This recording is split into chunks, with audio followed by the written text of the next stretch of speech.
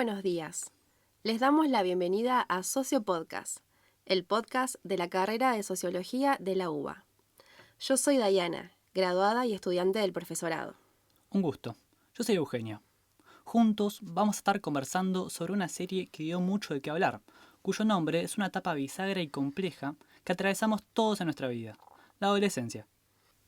Sí, un periodo clave de grandes transformaciones, en las que entran en juego cuestiones físicas, psicológicas, emocionales y por supuesto que sociales. Y pensarla desde la sociología implica cuestionar muchas ideas que naturalizamos o que asumimos como lo normal. Como vimos en el episodio sobre juventudes con Melina Vázquez, no hay una sola adolescencia, como tampoco hay una sola juventud. Para aclarar un poco, desde la psicología se entiende a la adolescencia como una etapa de mutación, que implica la pérdida de la imagen infantil y el duelo por el cuerpo que cambia. La psicoanalista Françoise Dolto insiste en que la adolescencia se sufre no solo por esta pérdida, sino por lo que aún no se puede ser, mientras que el sociólogo David Le Breton concibe esta etapa como una búsqueda en sí misma, atravesada por riesgos, excesos y rupturas. Claro, por eso es que decimos que se trata de un momento clave en la vida, ya que en esta transición se construye la identidad propia y muchas veces se toma distancia de las estructuras familiares y los mandatos heredados, esa etapa de rebeldía. También se buscan nuevos grupos de pertenencia con los cuales identificarse y así formar una identidad colectiva. Es que pertenecer no es solo una necesidad afectiva, es también una estrategia de afirmación identitaria, constituye la personalidad propia, en un momento donde todo parece desdibujarse. Hoy por hoy, esta sociabilidad entre pares sucede en un contexto sumamente atravesado por las redes sociales y por las interacciones que suceden en este campo digital, donde el acceso a Internet abre la puerta de un mundo sumamente amplio y complejo. Y con esta introducción damos pie al tema que nos convoca en este episodio, la miniserie Adolescence, transmitida por Netflix. Una historia que transcurre en el Reino Unido y trata sobre el caso del femicidio de Katie, una chica de 13 años, y muestra la investigación policial que se lleva a cabo sobre el acusado, Jamie, un pibe de la misma edad, compañero de curso. La trama muestra con precisión cómo cada espacio activa conflictos únicos, la violencia física, la presión por encajar o de ser atractivo, y lo que pasa cuando esto no sucede. También pone de manifiesto lo indescifrable que puede ser para los adultos el lenguaje entre los adolescentes, los códigos de comunicación que utilizan en la esfera digital y las consecuencias que pueden llegar a tener. Además, aborda una cuestión central, que es la construcción de las masculinidades desde edades tempranas. Y si bien entendemos que no existe una forma única de ser varón o ser masculino, en lo social persiste un modelo hegemónico, que funciona como norma y como brújula, que muchos siguen para obtener la tan buscada validación de su grupo y de la sociedad en general. La historia del protagonista, Jamie, se entrelaza con comunidades digitales antifeministas, como los incels, que en inglés se refiere a las personas célibes en contra de su voluntad, lo que acá en Argentina podríamos llamar Virgo. Su caso refleja la violencia de género, el rol de las redes sociales y el Internet en las interacciones entre adolescentes. Y por supuesto, como decíamos, esta ruptura o esta distancia entre el mundo de los adolescentes y el mundo de los adultos. ¿Sabes qué es lo que me interesa destacar? Es cómo dentro de esta construcción de las masculinidades que mencionaste, los jóvenes se orientan por determinados estereotipos con los cuales se comparan y aspiran a ser de esa forma o se frustran por no tener esas aptitudes naturales. ¿Por qué? Y bueno, porque esto habilita pertenecer a determinado grupo, tener el reconocimiento de los pares, o por el contrario, quedar afuera, siendo así los excluidos, los rechazados o los marginados. Como bien sabemos en nuestra carrera, primero es importante identificar y comprender esos estereotipos con el fin último de desmontar los modelos tradicionales de masculinidad que perpetúan la violencia y la desigualdad de género, así como generan más presión en los varones y en su deber ser. En esta línea, Dana Dasco, sociólogo que estudia la temática, entiende el estereotipo de género como aquel conjunto de atributos e ideas que una sociedad tiene acerca de lo que debe ser el hombre y la mujer. Con respecto a la adolescencia, el autor la caracteriza como la etapa en donde se pone en juego de forma pública lo aprendido previamente y todo el proceso de socialización. Estos roles sociales generan una gran presión, así como también dificultades para expresar y contarle al resto algunos sentimientos y una gran intolerancia hacia aquellos que son diferentes. Y ni hablar si mencionamos temas como la iniciación sexual o el famoso debutar, cuestión que adquiere enorme relevancia en sus vidas. Según el estudio que realizó Adasco en el 2004, se identifica que a nivel nacional el promedio de edad en que adolescentes varones de entre 15 y 19 años se iniciaron sexualmente fue a los 15 años. Ese mismo estudio muestra que, para los varones de entre 14 y 16 años de la ciudad de Buenos Aires, la iniciación sexual se vincula, entre otras cosas, con la presión por las burlas de sus compañeros o para sentirse más grandes. Entonces lo que vemos es cómo el grupo social, al mismo tiempo que es formador de identidad y de cierta cohesión, también genera presiones sobre los individuos, en este caso presiones sobre los adolescentes. Y también vemos cómo la iniciación sexual se convirtió en parte de estos ritos de pasaje a la adultez. Pero ahora bien, ¿cuánto de los códigos de seducción entre ellos conocemos? Es que claro, podemos decir que la cuestión de la sexualidad o de los vínculos sexoafectivos, como se quiera llamar en los adolescentes, es algo muy complejo y precisa por ello un abordaje integral. Así como también podemos hablar de esas distancias entre los dos mundos que mencionamos anteriormente. Claro, si pensamos en los grupos de WhatsApp, Instagram, YouTube, Discord y otros tantos, ahí se manejan códigos y lenguajes propios, como los emojis, donde el significado aparece encriptado y no es de tan fácil acceso o comprensión si no formas parte de ese mundillo. Dicho de otra forma, quedás afuera. Y además, los generadores de contenido transmiten todo tipo de mensajes, que van desde la circulación de información, cuestiones de entretenimiento, hasta discursos estigmatizantes, odiantes y extremistas. O sea, terminan siendo espacios en los que muchas veces los adultos no logran comprender la significación del lenguaje que allí se utiliza, como tampoco el alcance o las repercusiones que puede tener aquello que ocurre en este mundo digital en el autoestima, en el sentimiento o en el pensamiento de los adolescentes. Claro, este es un espacio central en la socialización que viven día a día, porque ahí moldean su personalidad y también dan sentido a las vivencias o prácticas que tienen. Entonces, surgen preguntas. ¿Cuál es el rol de los adultos y las instituciones escolares en el uso de la tecnología y lo que ocurre en el espacio virtual? ¿O cómo tender puentes con las nuevas generaciones que favorezcan la comunicación? En la entrevista de hoy vamos a conversar sobre estas cuestiones y otras más, de la mano de un profesional que trabajó mucho la temática. Así es. Su nombre es Daniel Jones. Es doctor en Ciencias Sociales de nuestra facultad, docente de Teoría de Género en nuestra carrera y director de la Diplomatura Masculinidades y Cambio Social también de nuestra facultad. Así que le damos lugar para que venga a hablar con nosotros y podamos pensar todas estas cosas. Bueno, hola Daniel, bienvenido. ¿Qué tal? ¿Cómo les va? ¿Todo bien, vos? Muy bien. Bien. Primero te quería consultar, ¿viste la serie? ¿Qué te pareció? Vi la serie porque me empezaron a caer mensajes de WhatsApp de padres de la escuela a la que había ido mi hijo durante la primaria. Mi hijo ya tiene 14 años, casi como el protagonista de la serie. Y la verdad que la serie me impactó y me pareció un buen recurso para empezar a discutir, por lo menos entre adultos, en qué anda la adolescencia. Claro, ¿no? Como el vínculo entre los adultos y los adolescentes, que en la serie se ve muy bien cómo hay un espacio, ¿no? Y en el tipo de masculinidad que los adolescentes persiguen y cómo se juega la sexualidad y las redes sociales en todo esto. Entonces te queríamos consultar, primero que nada, ¿de qué hablamos cuando hablamos de masculinidad? Bueno, a ver, la serie tiene una cosa que es el punto de vista adulto sobre el mundo adolescente, con su desconocimiento, con su incomprensión, con la falta de sensibilidad hacia algunos problemas y algunos códigos. Ese es un primer punto que hay que considerar, digamos. No es la perspectiva de los adolescentes sobre el mundo adolescente, sino que es una mirada adulta. Y la serie yo creo que ha tenido mucho éxito justamente porque echa luz sobre la sexualidad, sobre la sociabilidad, sobre la masculinidad de adolescentes, que parecen haber modificado mucho de los códigos en relación a los que teníamos los que hoy somos adultos durante nuestra adolescencia.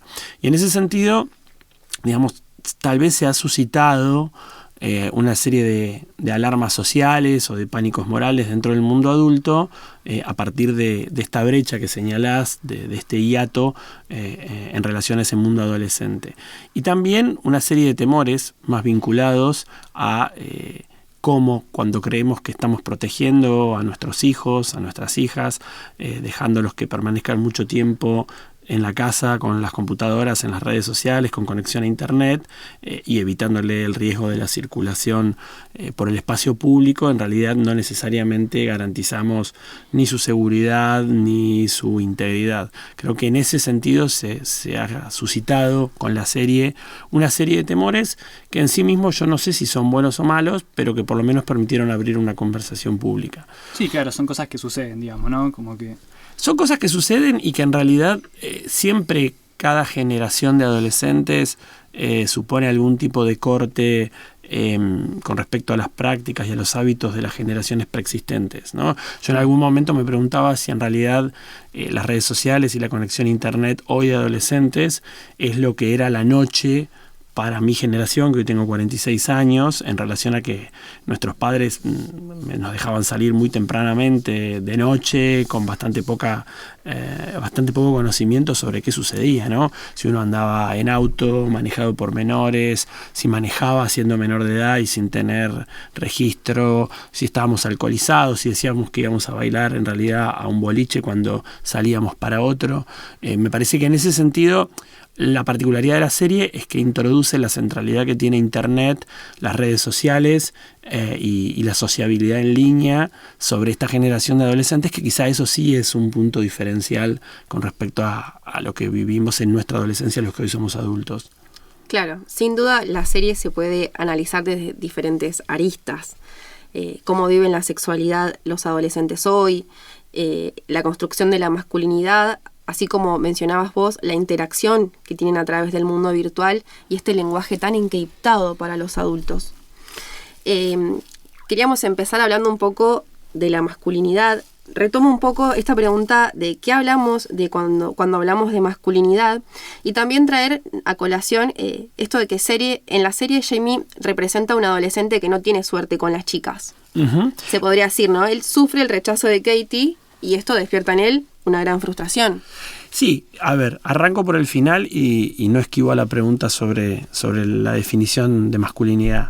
El rechazo de Katie a Jamie es un rechazo que se monta sobre una serie de rechazos y frustraciones que él como varón viene experimentando en su corta adolescencia.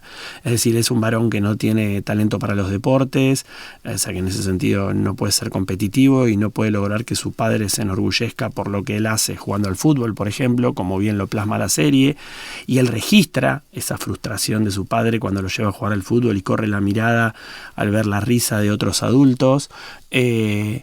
Es un joven varón adolescente que recibe hostigamiento, bullying en la escuela de parte de otros varones que encarnan un modelo de masculinidad, si ustedes quieren, más hegemónica, más tradicional en ese punto. Ni siquiera tiene un physique du rôle, ni siquiera tiene una presentación de sí, un cuerpo que le permite imponer respeto como varón, ¿no? Porque él es muy flaquito, es esmirriado, es pequeño, tiene una actitud por momentos como temerosa, dubitativa. Entonces, la frustración que él tiene con una mujer en particular es el cúmulo de frustraciones de una masculinidad que no puede dar con los parámetros de exigencia para ser un varón exitoso en muchos juegos de la vida, ¿no? Deportes, seducción, el reconocimiento de otros varones, el reconocimiento masculino de su propio padre.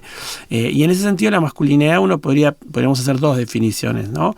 Una es la idea de la masculinidades en plural, que son las diversas formas que encarnamos de ser varón y que ahí hay modelos en disputa, porque uno puede tener una masculinidad un poco más alternativa, que subvierta esos modelos tradicionales o más patriarcales, o puede hacer todo el esfuerzo para alcanzar las promesas de la masculinidad en estos parámetros de éxito que están un poco más estandarizados. Esos serían como las distintas masculinidades. Ahora, si uno toma la masculinidad en singular, uno podría pensar que se trata de un dispositivo político de socialización, ¿no? Por el cual aquellos cuerpos con pene que fueron asignados como varones al nacer, somos entrenados, somos socializados para ser varones, ¿no? Y esto viene, no sé, desde la contención emocional hasta la competitividad en los deportes, hasta cierta dosis de agresividad, la toma de iniciativa en la seducción, ni hablar, digamos, la heteronormatividad, ¿no? El hecho de que nos deberían gustar mujeres o desear mujeres e intentar acumular conquistas sexuales como una señal de éxito. Entonces, digo, la masculinidad en singular funciona como este dispositivo de socialización en ciertos valores con los que el cual nos convertimos como varones, y que también trae aparejada promesas y costos. Promesas de éxito y de reconocimiento, y costos porque es un modelo que resulta muchas veces inalcanzable, y esa imposibilidad de alcanzarlo produce sufrimiento, frustración y puede generar reacciones violentas. De alguna manera el personaje de Jamie y toda la curva que muestra en los 4 capítulos la serie es la historia de una reacción violenta por la frustración de no ver cumplidas las promesas de la masculinidad. Y ahí puede haber un titular. Bien. Pero es una masculinidad que no afecta solo a los adolescentes, sino también a los jóvenes adultos, y se puede también decir que a los adultos. Sí, a ver, siempre es más fácil mirar qué pasa en los adolescentes y escandalizarse o tener temor, digamos. Esto no pasó solo con la serie Adolescencia, digamos. Cada tanto tiempo aparece algo del mundo adolescente que llama la atención a los adultos, a los padres, a las madres y a los que no, digamos, a los tomadores de decisiones, a los educadores, etcétera, y pensamos que lo que sucede en la adolescencia es algo excepcional, novedoso, disruptivo, transgresor, moralmente preocupante. Pero en el caso de la masculinidad, digamos, esa masculinidad no es que se produce o se circunscribe a adolescentes influyendo a otros adolescentes. Los adultos somos una usina de información, de información y de influencia para los adolescentes en esa construcción de masculinidad, y además los adultos encarnamos también formas de masculinidad en el deporte, en la seducción, donde la agresividad, la posesividad también pueden ser rasgos considerados valiosos para muchas personas, ¿no? Siempre había una pregunta que hacía una psicoanalista feminista hace unos 7 años atrás, post Ni Una Menos, Deborah Tager, decía, bueno, siempre hablamos de que los varones tienen que deconstruirse. La pregunta es, ¿qué mujeres heterosexuales van a desear a esos varones deconstruidos que no encarnan estos otros valores? Entonces, de vuelta, en el mundo adulto también vivimos esta tensión. Siempre es más fácil preocuparnos sobre qué pasa con los adolescentes, qué pasa con las niñeces, ¿no? Y además porque ahí hay algo subyacente que me parece, si no fuera trágico sería gracioso, que es la idea de que, bueno, las nuevas generaciones vienen con otro chip para la masculinidad.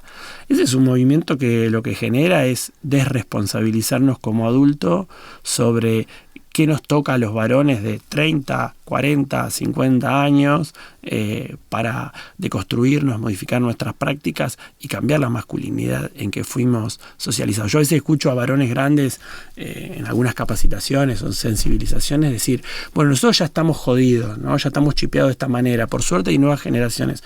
Las nuevas generaciones no te garantizan, digamos, la juventud biológica, un cambio de los valores, ni tampoco el hecho de estar en una etapa tardía de la vida te obliga a reproducir un modelo de masculinidad. Afortunadamente siempre estamos a tiempo de hacer un movimiento, un corrimiento subjetivo para ser unos varones distintos a los que nos criaron para ser.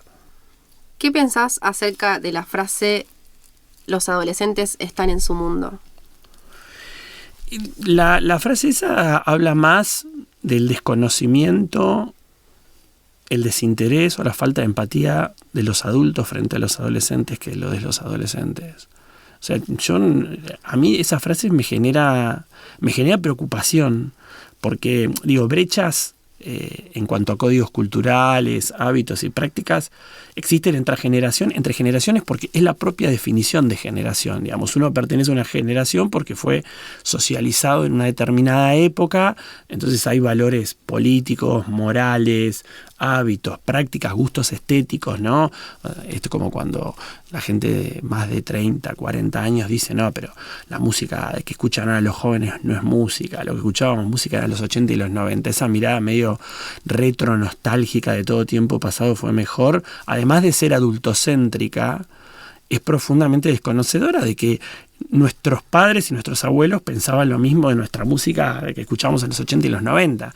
Entonces, respondiendo a tu pregunta, sí, los adolescentes están en su mundo afortunadamente, porque si no la historia sería mera repetición de hábitos y valores.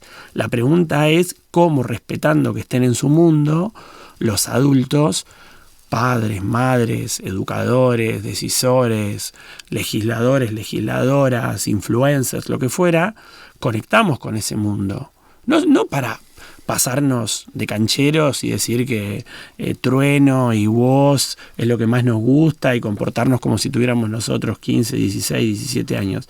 Pero sí entender cuáles son sus gustos, cuáles son sus hábitos, cómo es la sociabilidad en línea, ¿no? O sea, ¿por qué a la vez que creemos que la influencia de las redes sociales virtuales pareciera ser la fuente de todos los males, en simultáneo muchos adultos no nos tomamos el trabajo de informarnos, bueno, a qué influencers siguen, qué discursos circulan, cuáles son los códigos para entender las interacciones en Instagram?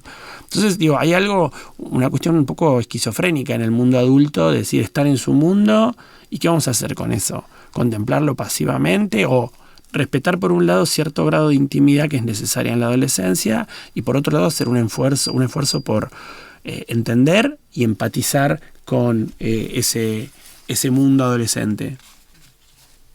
Pero, por ejemplo, ¿cómo uno se puede vincular con el mundo adolescente cuando yo lo llevo a mi adolescencia, ¿no? Yo era muy celoso de mi mundo, digamos. Como mi mundo es mi mundo y todo intento de mis papás por meterse, por preguntarme, yo me alejo. Y bueno, todo adolescente pasa por una etapa de rebelde, cada uno lo vive distinto, ¿no? Pero, ¿cómo se conecta en ese momento en donde la rebeldía es lo que prima? Ahí no sé si me estás preguntando como investigador o como padre de un adolescente. Podría responder intentando articular ambas cosas.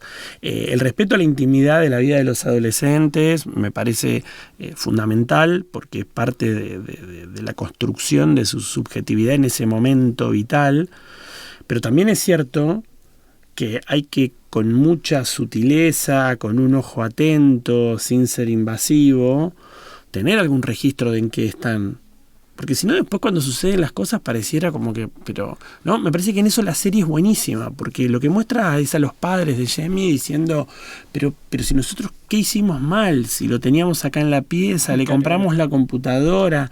Y esa es una escena en la cual muchos padres y madres contemporáneos de Inglaterra, de Estados Unidos, de Argentina o de China pueden verse reflejados. De ahí está el éxito de la serie, ¿no? Más allá de los aciertos, ¿no? de filmar en un plano secuencia, podemos hablar un montón de cuestiones estéticas que no van al contenido sociológico que refleja efectivamente la serie. Entonces, ahí hay cosas en las cuales los adultos podemos, dedicando tiempo y atención, estar alertas e intentar registrar en qué están esos adolescentes.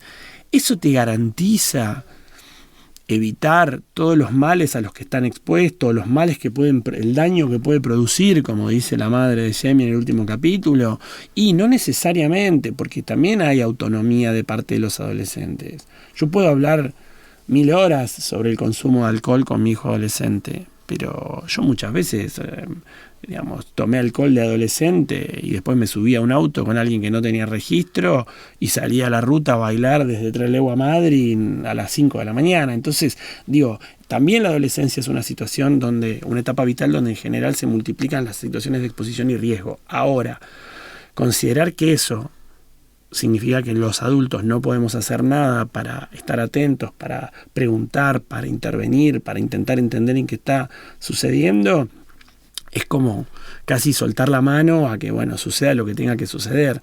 Yo creo que hay muchas formas en las cuales podemos mantener una atención y una cercanía. Saber quiénes son los amigos de nuestros hijos, cuáles son los nombres, cuáles son los intereses, preguntarle a qué juegos en línea juegan, intentar entender algo de esa lógica, aunque no sea lo que nos genera más diversión o interés, llevarlos a los lugares donde se juntan, por lo menos saber qué sustancias consumen, digamos.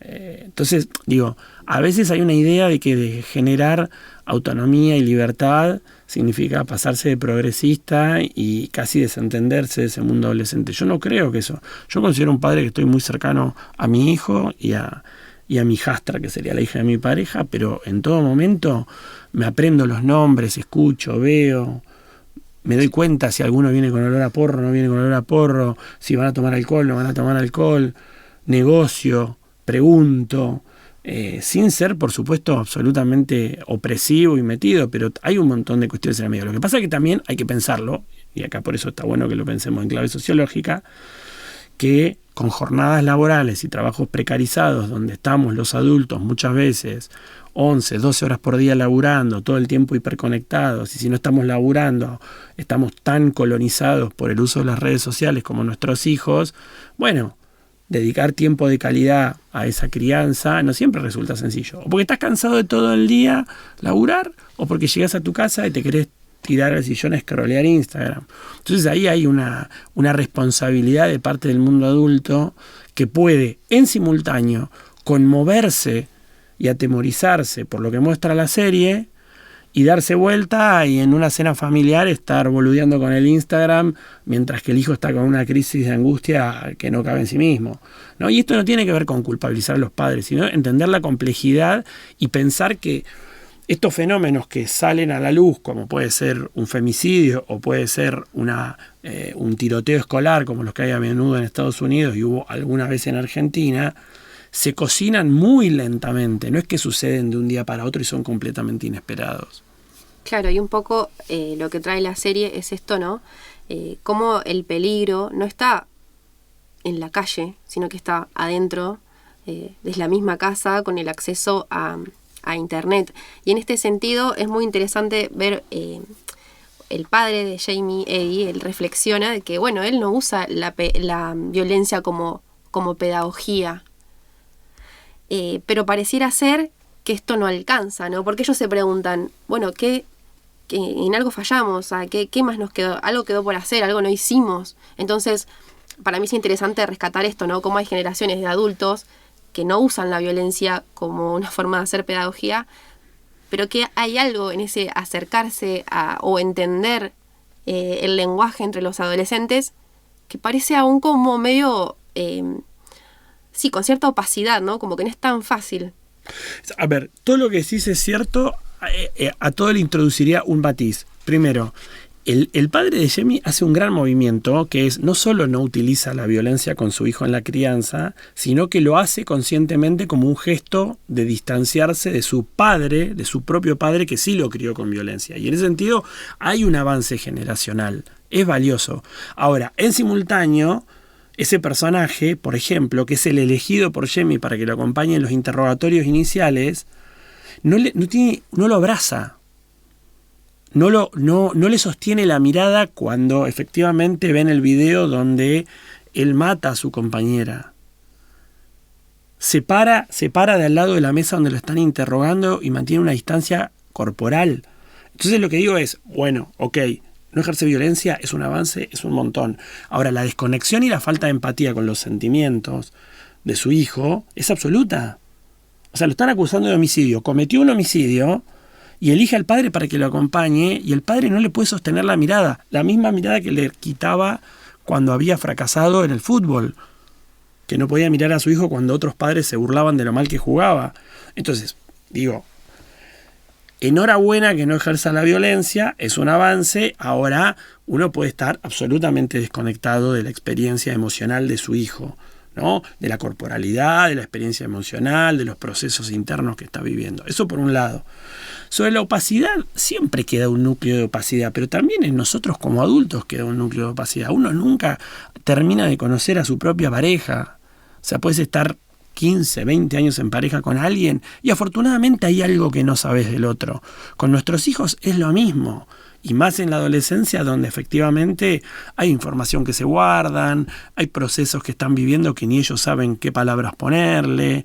Entonces me parece que en ese sentido no es grave la opacidad, como tampoco es deseable una hipervigilancia para que estos chicos no hagan nada. Lo que digo es qué decisiones se van tomando, por ejemplo, a la hora de generar estímulos sobre la producción de la masculinidad. O sea, ¿qué masculinidad estamos formateando en estos adolescentes? Y yo creo que ahí sí tenemos un montón de cosas para pensar, para discutir. ¿Qué tipo de sexualidad queremos en estos varones? ¿No? ¿Cómo les enseñamos no solo sobre cuidarse, sino sobre cuidar a las personas con las que interactúan? ¿Qué hablamos sobre el tema del consentimiento de la actividad sexual, sobre la seducción? ¿No? Sabiendo que a su vez es una etapa de experimentación, que tampoco se puede guionar la adolescencia, ¿no? Afortunadamente, digo que hay algo de espontaneidad, hay algo de búsqueda, hay algo de frustración. ¿Cómo enseñamos a frustrar? ¿Cómo también discutimos el tema de la frustración? O sea, si son pibes que están hiperconectados y que piensan que la respuesta a sus deseos son inmediatas, ¿cómo podemos enseñar a lidiar con la frustración? Y me parece que ahí hay mucho para hacer en las instituciones educativas, en las crianzas familiares, en los clubes deportivos, que a veces presionan de más a quienes juegan a cualquier deporte, y en el caso de los varones esto puede tener además una carga adicional, con los estereotipos de belleza que se promueven. Digo, si uno va y se fija los gym bro, ¿no? Estos influencers financieros que a su vez parecen guerreros espartanos, que levantan a las 4 de la mañana, comen 6 huevos y hacen flexiones de brazos. Bueno, uno puede tener un consumo irónico como adulto de eso, pero hay que ver cómo le pega a un pibe de 14, 15, 16 años, ver eso todo el tiempo en TikTok o en Instagram. Entonces me parece que ahí también tenemos como mundo adulto una discusión que dar, porque ¿podemos declararnos prescindentes? Podemos declararnos prescindentes. Pero después cuando suceden tragedias como la que refleja la serie, o como grupos de WhatsApp en Capital Federal o en el conurbano bonaerense que están organizando, o matanzas escolares, o circulan pornografía con, inteligencia artificial que modifica a sus compañeras de colegio, nos parece que eso sale de la nada. De la nada, que sale de uno de los círculos del infierno de Dante que nosotros no estábamos anoticiados. Entonces, yo, miren, hablo con padres y madres que fue de la primaria que fue mi hijo, algunos de las secundarias, otro del club de rugby, con amigos de mi edad que ahora tienen hijos adolescentes. Y todo el tiempo digo, bueno, arranquemos por no fingir demencia. O sea, ¿qué pensamos? Que estos pibes que cumplen los estereotipos de marginales o de violentos son los que pueden cometer... Que eso es un acierto de la serie. Jamie es un pibe flaquito, blanquito, con cara de bueno, de una familia nuclear funcional, que comete un femicidio. No es un pibe de Fuerte Apache, ni un pibe del Bronx, racializado, migrante. No, está buenísimo que muestren así. Y eso es lo que en realidad incomoda de la serie a la clase media educada, ¿no? Que ve la serie con pavor pensando, che, no vaya a ser cosa de que sea mi hijo o el amigo de mi hijo que viene a tomar la merienda, el que un día agarre el Tramontina y acuchilla a la compañerita. Porque eso puede pasar, la masculinidad como dispositivo permea no a una clase social, a los varones en la medida en que no generemos otros estímulos y otros antídotos para producir otros modelos de masculinidad deseables. Claro, incluso él a la psicóloga, siendo él un adolescente y la psicóloga un adulto, eso no le impide lo que se conoce, se le paró de manos a la psicóloga en un momento. ¿No? Sí, es muy bueno. Esa escena es muy buena porque... él ejerce su masculinidad al 100%. Sí, esa escena es buena y es compleja. Yo le doy 2 o 3 ideas para pensar. La primera, que hay una parte del interrogatorio de la psicóloga que es muy burdo, y que es tan burdo que Jamie se da cuenta, ¿no? Cuando le dice, bueno, ¿qué significa para vos ser varón? A mí esa parte me encanta porque me hizo acordar a unos errores de investigación que cometí yo laburando con presos, les preguntaba a los presos, ¿qué significa ser varón? Y los presos me miraban diciendo, ¿y este pelotudo qué me está preguntando? Tenía razón, estaba mal. Yo quería que ellos me resuelvan la pregunta de investigación y la pregunta no tenía sentido. Entonces, ahí... Y después le dice, ¿y cómo era tu papá? ¿Y cómo era tu abuelo? Y Jamie, que es pillo, como la mayoría de los adolescentes, ve por dónde viene la mano. Ve que la psicóloga lo que quiere plantear es que hubo una situación de abuso, de violencia de los padres o de los abuelos y que eso explicaría que él cometió el femicidio. Entonces la empieza a delirar a ella. La empieza a delirar.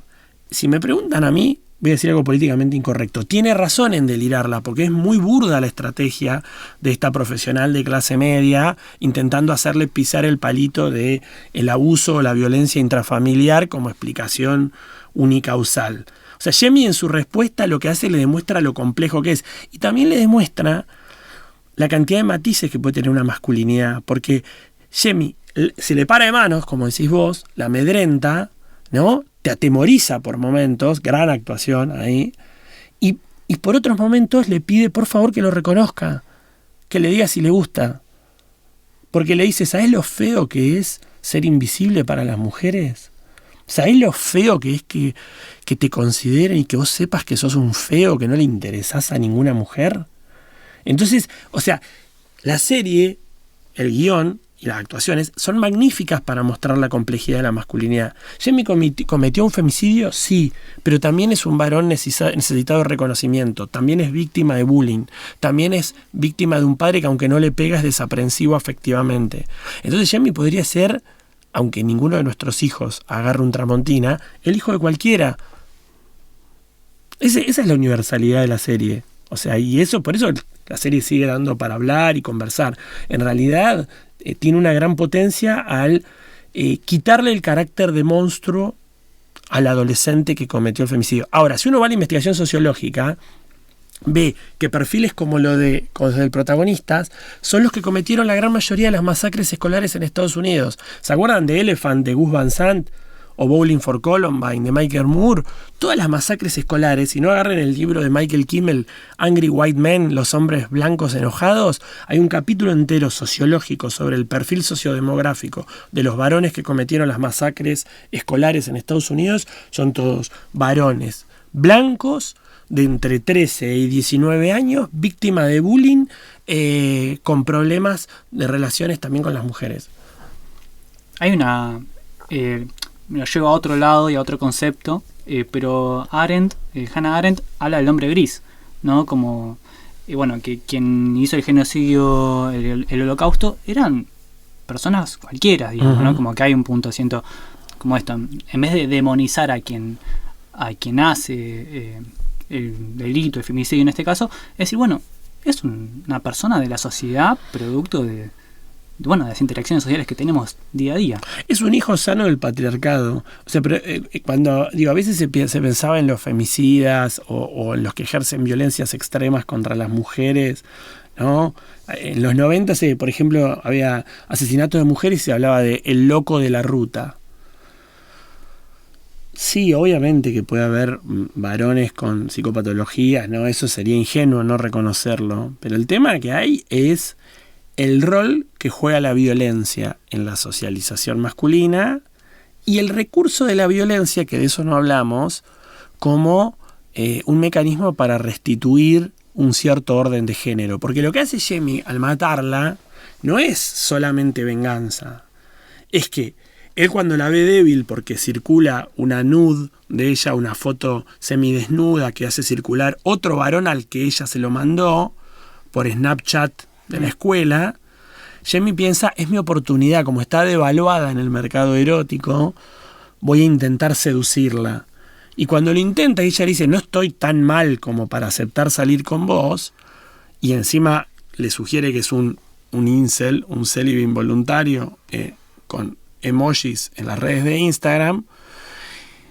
Él, la furia por esa humillación, lo lleva a un acto de violencia extrema, como es el acuchillarla en el estacionamiento, como una forma de restituir ese orden de género.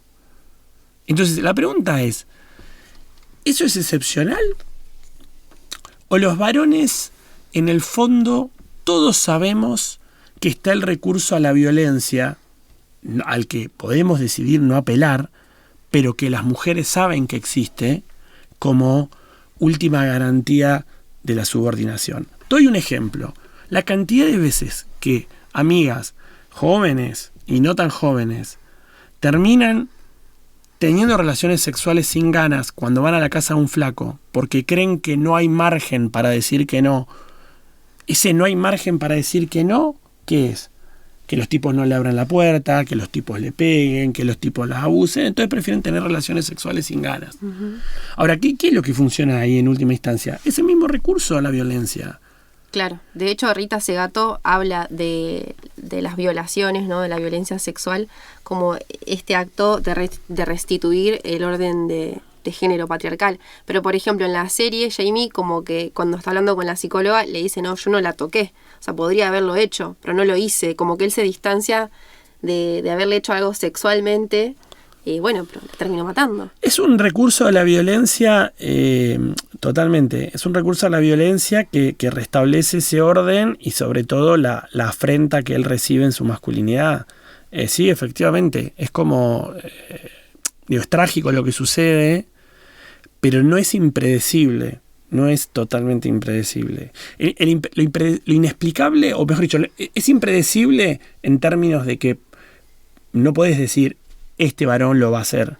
Ahora, no es inexplicable sociológicamente, porque en realidad vos tenés decenas de investigaciones que hablan cómo opera esa violencia y cómo la masculinidad genera esta idea de que los cuerpos de las mujeres tienen que estar a disposición de los varones, ¿no? Los cuerpos de las mujeres están a disposición de los varones en tanto y en cuanto si yo no puedo tener acceso sexual, bueno, tengo la violencia como un recurso. Sea para forzar a alguien en una relación sexual a tener una relación sin consentimiento, o en un caso más extremo, puede ser una violación abierta o puede ser un asesinato. Entonces, de vuelta, la serie, de vuelta, el guionista, los guionistas, los realizadores, pensaron en hacer una serie exitosa, pero también... profundamente provocadora como insumo para pensar masculinidad, sexualidad, adolescencia, redes sociales. O sea, nos van a dar un recurso para llevar a las aulas y para escribir y discutir con estudiantes sobre cómo esos fenómenos hoy por hoy nos atraviesan. Inician una conversación pública donde la sociología en particular y las ciencias sociales en general tenemos un montón para aportar. Claro, porque vos decís, bueno, esto no es impredecible, entonces... O sea, este tipo de casos, ¿no? De comportamientos. Entonces acá también es para pensar, bueno, y desde la escuela cómo se puede abordar esto, se puede en la prevención, ¿no? La escuela tiene un rol importante. La escuela tiene un rol importante porque es la última institución en la cual, de manera obligatoria hasta cierta edad, los adolescentes tienen que permanecer. Ahora, los clubes deportivos, los clubes sociales y de barrio, las iglesias que contienen a un montón de pibes en los barrios, o sea, un montón de pibes que van a la iglesia católica, las iglesias evangélicas, las familias, los amigos de las familias. Siempre el acto reflejo cuando sucede todo esto es todos miran a la escuela, ¿no? La misma escuela donde los docentes ganan menos sueldo, donde no hay presupuesto. Entonces pareciera que, bueno, si hay un femicidio y está involucrado un pibe de una escuela, la que falló o es la escuela o es la familia. Uh-huh. Y el resto de la sociedad tiene el chivo expiatorio espectacular, digamos, y listo. O sea, enseguida vas a encontrar al mal padre o a la mala madre o a la escuela displicente que no vio las señales evidentes. Yo prefiero pensar que si bien las instituciones tienen responsabilidad, familia y escuela, también nosotros como sociedad tenemos responsabilidad. ¿Qué valores promovemos? ¿Qué discusiones públicas damos? ¿Qué alternativas ofrecemos a estos varones? Siempre se me viene a la mente, ¿no? Ciudades de la Patagonia donde los índices de suicidio de los adolescentes son más altos que en el resto del país. Bueno, ahí si vos no tenés un Estado activo que promueva alternativas de ocio, de sociabilidad, ¿no? Como, no sé, Los suicidas del fin del mundo, el libro de Leila Guerriero sobre las eras, o la política del municipio de Río Grande en Tierra del Fuego para prevenir el suicidio adolescente. Bueno, O sea, necesitas no solo de la escuela y de la familia, necesitas del Estado, necesitas con políticas públicas, necesitas de la sociedad, necesitas de adultos que estén sensibilizados. Como yo, si veo al hijo de un amigo, al amigo de mi hijo de 14, 15 años, que capaz el padre labura 16 horas por día en una estación de servicio, y yo estoy viendo que está pasando algo, ¿cómo me puedo mantener impasible y declarar prescindente? Yo tengo que hacer algo ahí, tengo que llamar al viejo, tengo que preguntarle en qué anda, tengo que pensar en algún mecanismo, pero eso tiene que ver con el interés, la atención, la empatía y el esfuerzo por decodificar esos códigos del mundo adolescente. Si no, hacemos la misma gilada que nosotros decíamos que hacían nuestros abuelos o nuestros viejos, que es que no entendían la música que nos gustaba, no entendían nuestros códigos de la noche, ¿no? Y bueno, o sea, resulta que un día tenés 46 y te descubrís que tu viejo no era tan boludo, ni vos sos tan piola. Entonces ahí tenés algo para decir, bueno, ¿cómo encaro esto? ¿Cómo encaro esto ahora? Que sí reconozco que hay una particularidad, que es que la conexión a Internet y las redes sociales suman una ruta de complejidad que no existía hace unos años atrás. Claro, la masificación o la amplificación que tienen los mensajes, ¿no? La llegada de esos mensajes. El riesgo a ser expuesto públicamente, la vergüenza, porque antes a vos ¿dónde te avergonzaban? ¿En el patio de la escuela o en el aula? ¿O a lo sumo en el club? Ahora te pueden humillar y que tenga 5.000 interacciones en un ratito. O sea, sí, el riesgo que eso genera, sí. De todas maneras, vamos a decir algo porque si no, no quiero suscribir a estas ideas hiperalarmistas donde, bueno, entonces, ¿qué hay que hacer? Bueno, súper regular el uso de redes sociales. Primero que tengo dudas de que eso pueda llegar a lograrse y que ser efectivo. Pero segundo, también, bueno, hay que pensar el equilibrio entre libertad, autonomía y cierta vigilancia para que no se produzca más daños. Porque nosotros también hacíamos adolescentes cosas que nos exponían al riesgo. Parte de la adolescencia es exponerse al riesgo. Vuelvo al ejemplo del consumo de alcohol, a manejar, a salir a la noche, a decir que ibas a un boliche y ibas a otro. Y en esa época no había un GPS que te ponía en el celular porque no había celulares. Entonces tu viejo pensaba que estabas bailando en Flores y por ahí estabas en San Martín. Claro, o en la casa de algún chico. Exacto. Pero eso sucedió siempre, no es que es nuevo. Lo que sí es nuevo es la exposición a las redes y el desconocimiento que tiene el mundo adulto sobre eso. Sí, pero también es un poco lo que decías antes, ¿no? Cuando pasa algo se culpa a la familia o al colegio o también a las redes y no se lo aborda desde todas las instituciones o desde la sociedad misma, ¿no? Como, bueno, se culpa a algo en particular y lo que ve o no ve chico en su celular sin contemplar todo lo demás. Bueno, fíjate que hay un gesto muy interesante para analizar, que es que cuando se comprueba la culpabilidad de Jamie, la familia empieza a ser aislada por el barrio. Le pintan la camioneta, ¿no? Y le ponen pedófilo, y después los vecinos lo empiezan a mirar raro y dejan de saludarlo. Entonces ahí, o sea, por eso digo que la serie está buena, es piola la serie como recurso para pensar la complejidad del fenómeno. Acá sucede lo mismo. A ver, ¿qué pasó cuando escrachaban a pibes del secundario por situaciones de acoso o abuso a sus compañeras? Era la mancha venenosa. Todo el mundo se corría. Era más fácil colgarle a un pibe de 14, 15 años la etiqueta de abusador, ¿no? Y decir, bueno, habrá que cambiarlo de colegio, habrá que cambiarlo de turno, ¿viste? No lo habrán enseñado bien en la casa. En vez de decir, che, pará, ¿cómo se dio ESI en este colegio? ¿Qué temas vimos? Claro. O qué hicimos como sociedad que no nos dimos cuenta, o qué hicimos en el club de fútbol o en el de rugby para hablarles de esto y no. ¿Cómo no puede ser, che, que parte de la torpeza de la exploración sexual en la adolescencia sea no entender del todo los límites? Y que yo esto lo dije del momento 1, después en 2018 ya lo dije y me costó muchísima antipatía, pero decía, che, guarda, porque que un pibe toque una teta en un boliche chapando con una piba y que la piba diga que eso no lo quería, está mal, pero decir que eso es un abuso, porque decir que es un abuso es el desplazamiento después decir que es un abusador. Entonces si uno mira retrospectivamente, ¿qué pasó? Somos todos abusadores.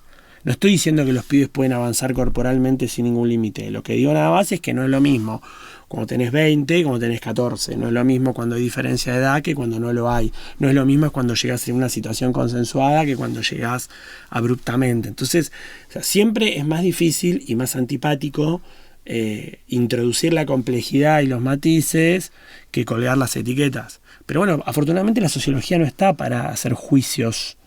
O sea, la sociología está para entender y para explicar, ¿no? Que quiera hacer juicios, ¿no? Que vaya a la Inquisición. Pero nosotros no, o sea, no. Y en eso, por eso, por momentos, el esfuerzo por comprender obliga a poner nuestros valores morales en suspenso, no quiere decir eliminarlos, en suspenso, para entender la complejidad de lo que sucedió. Y no empatizar con el victimario, sino entender que ese victimario, que en este caso es un pibe de 13 años, tiene un recorrido, como tienen un recorrido un montón de los pibes de 13, 14, 15 años que son perseguidos judicialmente por contravenir leyes penales. O sea, tienen un recorrido, tienen una complejidad que si vos no la lográs reponer y considerar, bueno, te parece que esos pibes son monstruos. Sí, claro. Claro, el entramado que hay detrás, ¿no? De cada caso en particular. Exacto. El entramado para el cual las ciencias sociales están preparadas para generar interpretaciones complejas que repongan esa heterogeneidad, esa diversidad de situaciones que hacen que dos casos que parezcan iguales tengan un trasfondo completamente diverso. Entonces, si para eso sirve la sociología, enhorabuena, para introducir esa complejidad, para reponer ¿no? la sociología, las otras ciencias sociales que tengan esa vocación de comprensión y no de juicio. De vuelta, podríamos hablar, no sé, de esto, o podríamos hablar de los jóvenes que apoyan a Milei, que parecen ahora que estos jóvenes libertarios, ¿no? Son víctimas de una lectura un poco lineal, de que son los resentidos contra el feminismo, que son los nuevos machirulos, que son virgos. Todas etiquetas que no explican nada. Todas etiquetas que no explican nada. Que yo no me animaría a decirla ni siquiera con título de sociólogo borracho con 2 vinos encima en una sobremesa, porque son una burrada. Claro. Son una burrada. Y yo cuando veo a cientistas sociales que hacen lecturas apresuradas, por ejemplo, de estos adolescentes que votan a Milei, o del otro lado de la vereda, los que creen que los adolescentes que cometen homicidios o lo que fuera son monstruos, tengo el mismo pavor, porque lo que veo es una incomprensión de reponer esas trayectorias y esas complejidades de situaciones. O sea, son igual de burros. Lo que pasa es que algunos nos pueden parecer progresistas y los otros conservadores, pero en términos sociológicos, que recursen. Bien. Y para ir cerrando, te queríamos consultar, bueno, primero que nada agradecerte, ¿no? Por el espacio y por el tiempo, la verdad que gracias por la invitación. Todo el equipo que estuvo muy bueno. Sí, muchas gracias. Te queríamos consultar, ¿qué le dirías justamente a alguien que está empezando en la carrera o que está pensando en meterse a estudiar sociología? Que es una carrera, sociología, que si te la tomás en serio, si estudiás, te puede generar muchísima pasión. Y que aunque haya un montón de discursos que hoy por hoy intenten desmerecer el aporte de las ciencias sociales, cada vez que las papas queman con alguna situación que resulte incomprensible para saber a dónde arrancar y cómo seguir en términos de políticas públicas o lo que fuese, las ciencias sociales van a estar ahí para brindar luz y comprensión. Yo creo que esa es la vocación, esa es la misión. Producir conocimiento, investigar rigurosamente, generar evidencia y salir de las interpretaciones de sentido común que suelen ser malas consejeras para tomar decisiones en los ámbitos generales de la vida, pero también para las políticas públicas e institucionales. Así que yo creo que hay un valor ahí súper grande. A mí me puso muy contento que cuando toda esta serie surgió, padres de amigos de mi hijo, que son, no sé, ingenieros, abogados, lo que fuera, dijeron, che, pará, tenemos a alguien de sociología, vamos a preguntarle a ver qué onda. Bueno, fue como un reconocimiento de que por lo menos cuando el miedo acecha, ahí puede aparecer la sociología, claro. Bueno, muchísimas gracias. Muchas gracias a ustedes. Bueno, qué buena charla que tuvimos, ¿no? Qué bueno que haya podido venir Daniel con nosotros acá para poder hablar sobre adolescencia. Algo que todo el mundo atraviesa, pero no siempre pensamos. Sí, sin dudas esta charla nos deja más preguntas que respuestas para seguir pensando este mundo tan complejo. Me gustó esa frase, más preguntas que respuestas. Me parece que ese es el punto de la sociología, ¿no? Preguntarse por cosas que no siempre nos preguntamos y si surgen más preguntas, mejor, más trabajo. Bienvenidas sean las preguntas. ¡Claro! Y si se quedaron con ganas de saber más sobre los aportes de la sociología en el estudio de las masculinidades o sobre la rama sociológica que investiga al género, les recomendamos la Sociología Especial, Aporte de la Teoría de Género al Análisis de lo Social, Cátedra Jones, Sociología de la Infancia, Adolescencia y Juventud, una materia especial a cargo de Melina Vázquez, y por supuesto la materia Psicología Social, que tiene varias cátedras. Y ahora sí, nos vamos despidiendo, pero antes de eso agradecer a todo el equipo que forma parte de este podcast y que lo hace posible, y también a quienes nos escuchan, ¿no? La verdad que un placer hacer todo esto. Y recuerden que nos pueden escuchar en Spotify y en YouTube. Y no dejen de seguirnos en redes sociales si aún no lo hicieron. Les esperamos. Estamos en TikTok, Instagram y Twitter como Socio Podcast. Les esperamos ahí con más contenido para seguir pensando sobre estos temas. Hasta el próximo episodio. Un saludo.